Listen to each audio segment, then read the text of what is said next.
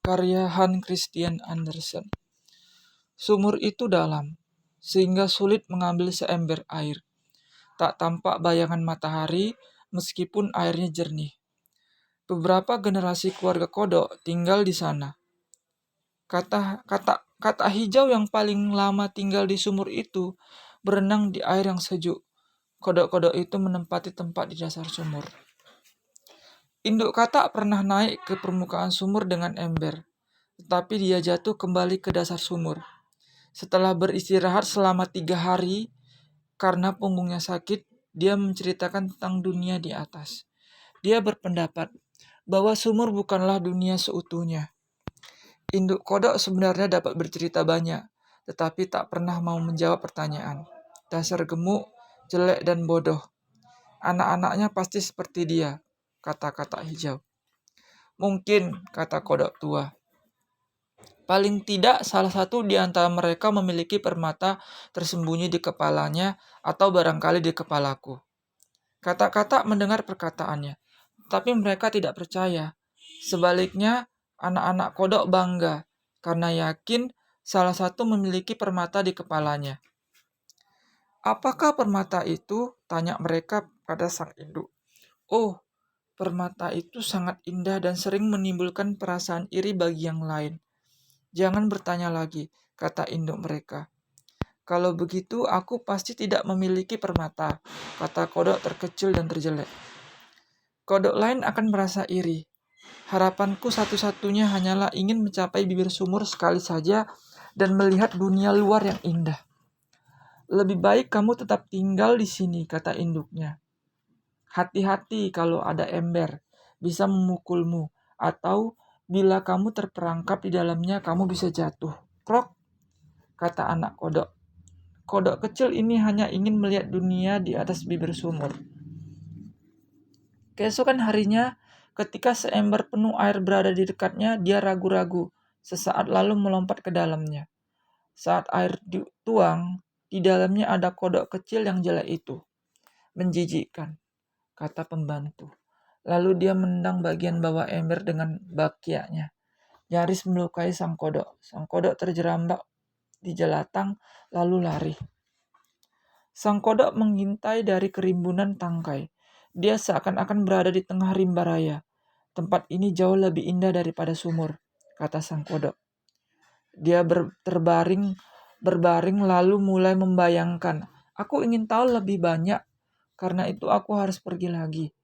Dia melompat secepat mungkin dan akhirnya sampai di jalan.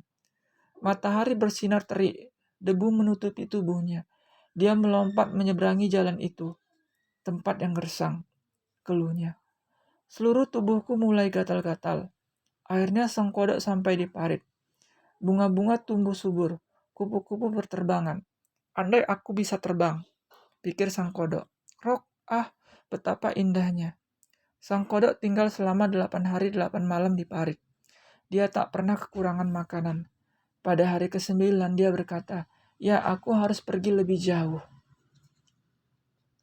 Memang lebih baik keluar dari sumur, berbaring jelatang, melompat menyeberangi jalanan berdebu, dan beristirahat di parit yang lembab.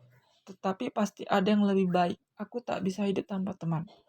Keindahan alam saja tak cukup, pikirnya. Kemudian sang kodok pergi lagi.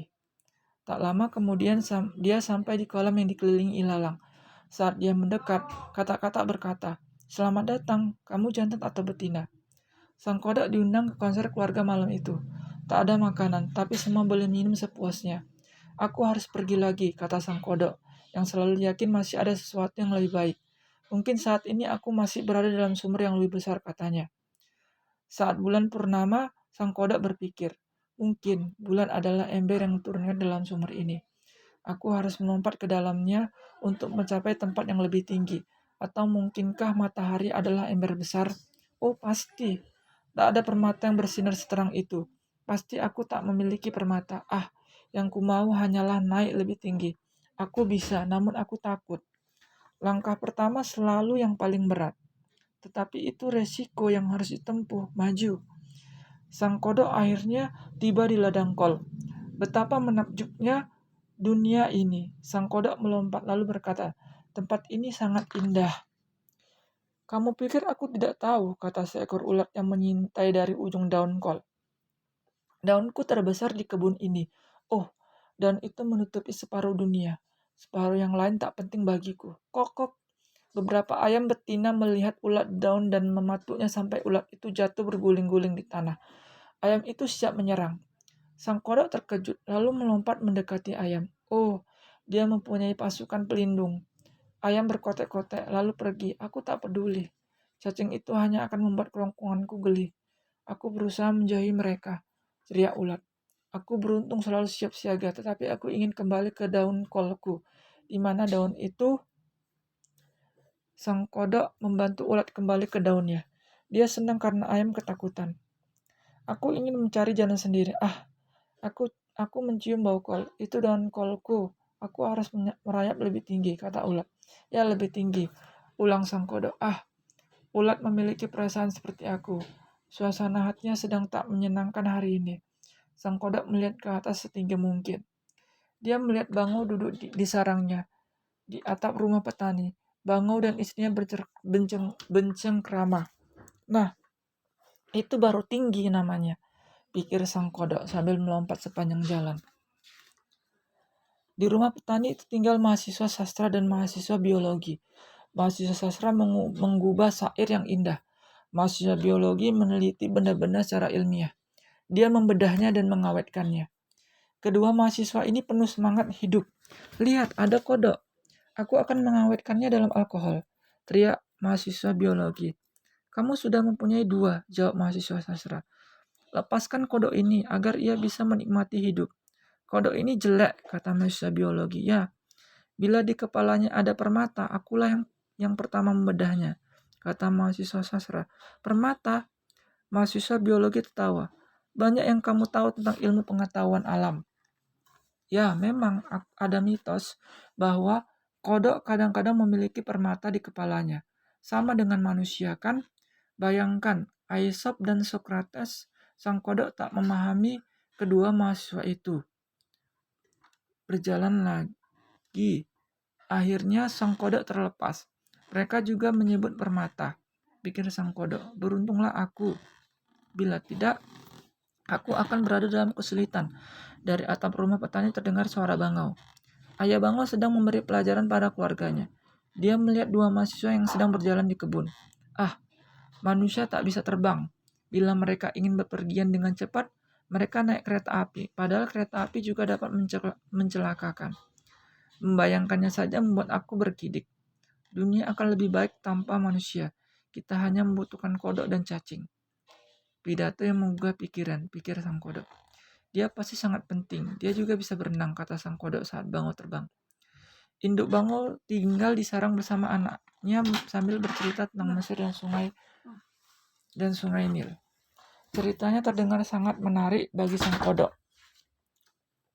Aku harus melihat Mesir, teriaknya. Andai Bangau itu mau membawaku ke sana, aku akan kembali. Kerinduan dan keinginanku yang menggebu-gebu lebih baik daripada permata manapun. Sesungguhnya itulah permata, sang kodok memilikinya. Permata adalah keinginan yang tak kunjung padam untuk menjadi lebih baik. Keinginan yang sungguh-sungguh ini memancar dari dalam diri sang kodok. Saat itu Bangau tiba, ia sudah memata-matai sang kodok yang berada di rerumputan. Bangau itu menungkik dan menyambar sang kodok. Paruhnya menjepit sang kodok mengira di bawah terbang tinggi menuju Mesir, sehingga matanya bersinar gembira. Krok, sang kodok mati dibunuh Bangau, tetapi matanya berbinar. Apa artinya? Cahaya mentari telah membawa pergi permata itu. Akan tetapi dibawa kemana? Tanyalah penyair. Karena dia pasti mendongeng, ulat akan menjadi bagian dongeng itu. Demikian pula keluarga Bangau. Bayangkan, ulat menjadi kupu-kupu. Bangau terbang di atas gunung dan lautan menuju Afrika. Lalu kembali ke atap rumah petani di pantai Denmark. Bagaimana permata di kepala sang kodok? Kita belum memanfaatkan mata sebaik-baiknya untuk melihat keagungan Tuhan. Kelak pasti ada dongeng yang paling indah dan kita menjadi bagian dari dongeng itu.